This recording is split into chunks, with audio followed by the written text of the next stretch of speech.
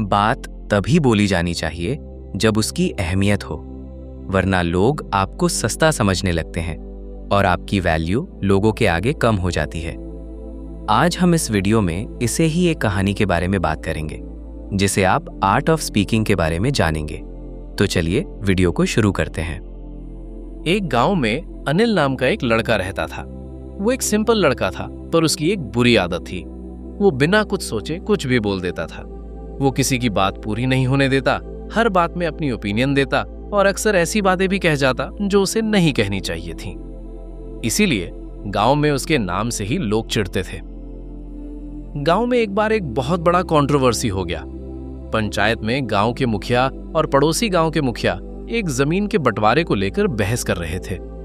दोनों तरफ के लोग गुस्से में थे और सिचुएशन गंभीर होता जा रहा था। जब मुखिया जी अपनी बात पूरी करने ही वाले थे, अनिल बीच में कूद पड़ा। अनिल ने जोश में आकर एक पुरानी कहानी का एग्जाम्पल दिया, जिसका जमीन के बंटवारे से कोई लेना देना नहीं था। उसकी इस फालतू बात से मुखिया का ध्यान भटक गया और पड़ोसी गांव के मुखिया को मौका मिल गया। उन्होंने अपनी बात चालाकी से आगे बढ़ा दी और जल्दबाजी में हुए निर्णय के कारण गांव को उस जमीन का एक इंपॉर्टेंट हिस्सा खोना पड़ा। इस घटना के बाद गांव के सभी लोगों ने अनिल को ब्लेम किया। अनिल को बहुत दुख हुआ और उसे पहली बार फील हुआ कि उसके फालतू शब्दों से कितना नुकसान हो सकता है। दुखी होकर अनिल एक बुद्धिमान गुरु के पास गया। गुरु बहुत कम बोलते थे और जब बोलते थे तो कोई इंपॉर्टेंट बात ही बोलते थे। अनिल ने अपनी गलती बताई।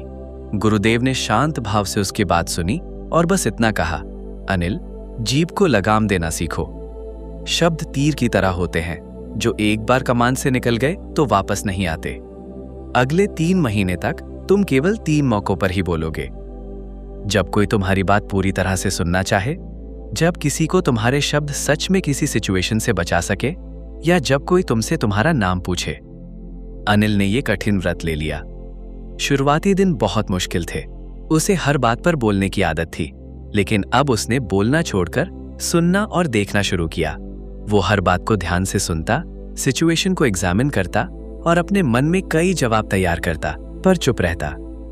3 महीने में अनिल ने महसूस किया कि दुनिया में 90% बातें ऐसी होती हैं जिन पर उसका बोलना जरूरी नहीं होता। ठीक 3 महीने बाद गांव के मुखिया के घर में चोरी हुई। एक शक के आधार पर एक निर्दोष आदमी को पकड़ लिया गया। भीड़ उसे सजा देने पर तुली हुई थी। ये अनिल के लिए दूसरा मौका था, जब उसके शब्द किसी को बचा सकते थे। अनिल ने धीरे से हाथ उठाया।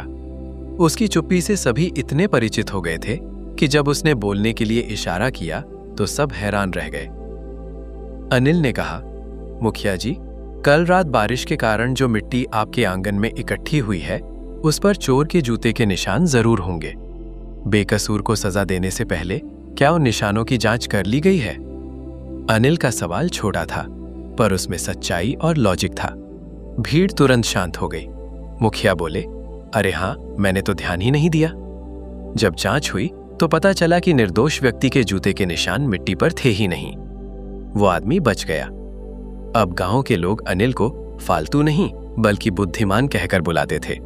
उन्हें समझ आ गया था कि अनिल के शब्द भले ही कम हो, पर वे हमेशा सही टाइम पर आते थे और उनका गहरा मतलब होता था। हमारे वर्ड्स हमारी एनर्जी है।